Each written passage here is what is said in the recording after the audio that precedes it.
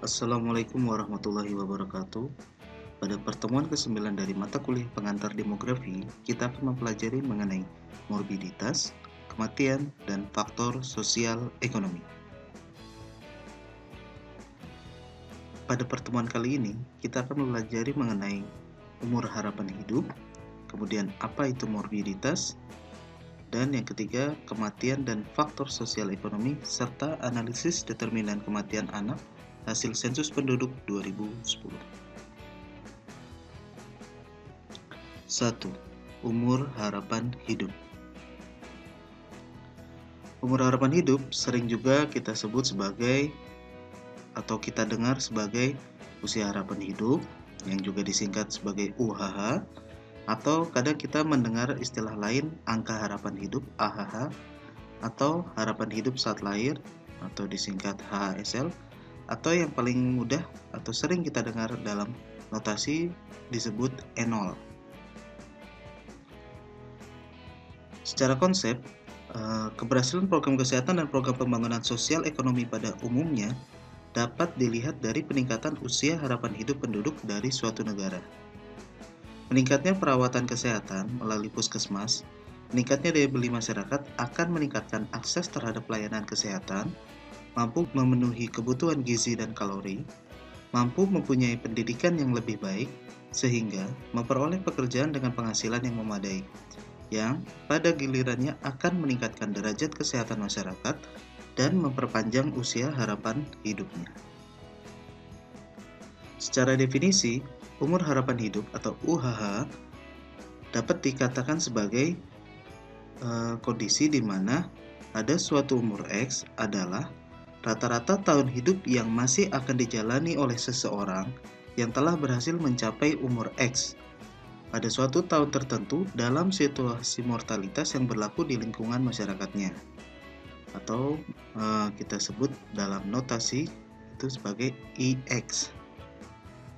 Umur harapan hidup saat lahir adalah rata-rata tahun hidup yang akan dijalani oleh bayi yang baru lahir pada suatu tahun tertentu, atau E0. Jadi kalau kita biasa dengar misalnya angka harapan hidup suatu wilayah pada tahun 2019 misalnya 78, berarti bayi-bayi yang baru lahir pada tahun tersebut diperkirakan akan memiliki umur harapan hidup sampai 78 tahun. Nah, biasanya umur harapan hidup dibuat terpisah menurut umur dan jenis kelamin. Mengingat tren kematian yang selalu berubah, maka umur harapan hidup seseorang akan mengalami perubahan sesuai dengan pertambahan umur orang tersebut. Kegunaan dari umur harapan hidup yaitu alat untuk mengevaluasi kinerja pemerintah dalam meningkatkan kesejahteraan penduduk pada umumnya dan meningkatkan derajat kesehatan pada khususnya. Umur harapan hidup yang rendah di suatu daerah harus diikuti dengan program pembangunan kesehatan dan program sosial lainnya termasuk kesehatan lingkungan, kecukupan gizi dan kalori, termasuk program pemberantasan kemiskinan. Cara menghitung umur harapan hidup, idealnya umur harapan hidup dihitung berdasarkan angka kematian menurut umur, atau sudah kita bahas sebelumnya yaitu indikator Age Specific Death Rate atau ASDR, yang datanya diperoleh dari catatan registrasi kematian secara bertahun-tahun sehingga dimungkinkan dibuat suatu tabel kematian atau life table. Tapi karena sistem registrasi penduduk di Indonesia belum berjalan dengan baik, maka untuk menghitung umur harapan hidup digunakan cara tidak langsung atau indirect method dengan program Morpec. Contoh, umur harapan hidup yang terhitung untuk Indonesia dari sensus penduduk tahun 1971 adalah 47,7 tahun. Artinya, bayi-bayi yang dilahirkan menjelang tahun 1971, yaitu pada periode 1967 sampai 1969, akan dapat hidup sampai 47 atau 48 tahun. Tetapi, bayi-bayi yang dilahirkan menjelang tahun 1980 mempunyai usia harapan hidup yakni 52,2 tahun. meningkat lagi menjadi 59,8 tahun untuk bayi yang dilahirkan menjelang tahun 1990. Dan bagi bayi yang dilahirkan tahun 2000, usia harapan hidupnya mencapai 65,5 tahun. Berdasarkan hasil SP 2010, umur harapan hidup penduduk Indonesia meningkat lagi menjadi 70,7 tahun. Yang artinya, setiap penduduk dari lahir akan diharapkan untuk hidup selama 70-71 tahun.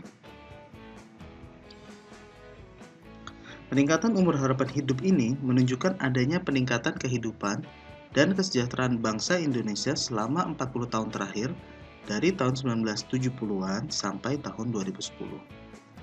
3 provinsi dengan angka harapan hidup tertinggi dan terendah hasil sensus penduduk 2010 dapat disajikan pada tabel sebagai berikut. Kalau kita lihat, Provinsi DKI Jakarta, DI Yogyakarta, dan Papua memiliki angka harapan hidup yang tinggi ya.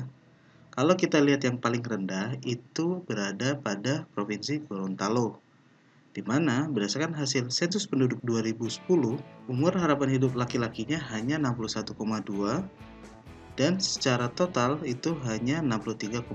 Sedangkan kalau kita lihat dari Indonesia itu ada sebesar 70,7 secara total dan untuk perempuannya 72,6 dan laki-lakinya 68,7. 2. Morbiditas. Oke, jadi apa itu morbiditas? Sebelum ke morbiditas, kita kenal dulu dengan istilah sehat. Menurut definisi WHO tahun 1948, sehat adalah keadaan baik yang lengkap secara fisik, mental, dan sosial, dan bukan semata-mata terbebas dari penyakit atau kecacatan. Sakit adalah ada tidaknya penyakit yang diketahui dengan penetapan diagnosa melalui gejala, tanda, dan hasil tes. Morbiditas dapat didefinisikan sebagai derajat sakit, cedera atau gangguan pada suatu populasi atau disebut juga penyimpangan dari status sehat dan sejahtera atau keberadaan dari suatu kondisi sakit.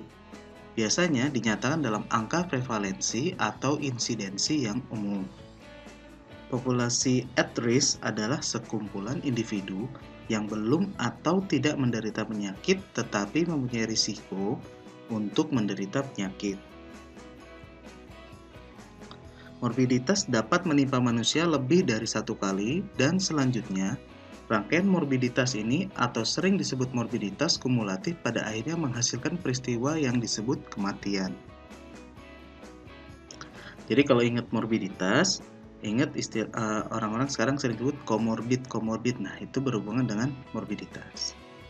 Ukuran morbiditas menggambarkan keadaan kesehatan secara umum, mengetahui keberhasilan program-program pemberantasan penyakit dan sanitasi lingkungan, serta memperoleh gambaran pengetahuan penduduk terhadap pelayanan kesehatan.